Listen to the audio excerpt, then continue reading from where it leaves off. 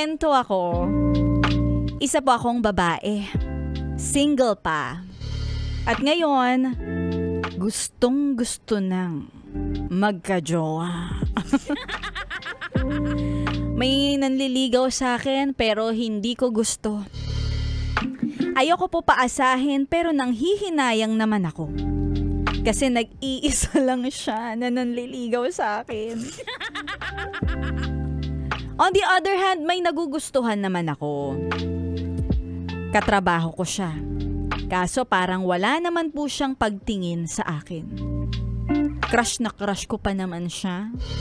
Head over heels talaga.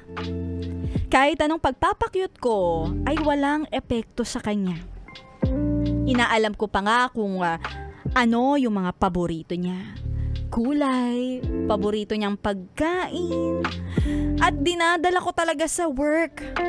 Tapos nakikikain naman siya. Pero kahit ganun pa man, parang hindi siya nade-develop sa akin. Sabi ko nga sa sarili ko, isa pang chance na ibibigay ko para sa kanya. At kapag hindi pa rin siya nagpakita ng interes o anumang motibo, ay, titigil na talaga ako. Kaya naman kahit hindi ako naka-duty sa work, ay syempre, pag mahal mo, pasukan mo. Kaya pumasok ako. Dahil alam kong makakasama ko siya. Sakto naman at weekend duty yon. Kaya masosolo ko ang crush ko.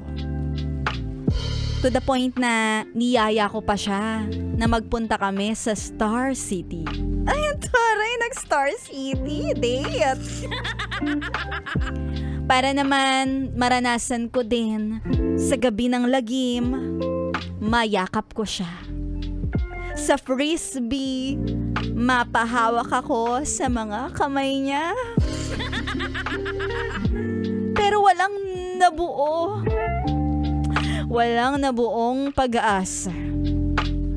Napagtanto ko na lang na, ay nako, user pala siya. Manggagamit.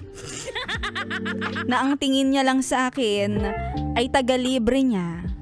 Kasi alam niya na habol din naman ako ng habol. At alam niya na nadaan sa guwapo privilege. Ay, nako. Kaya unti-unti ko nang tinanggap.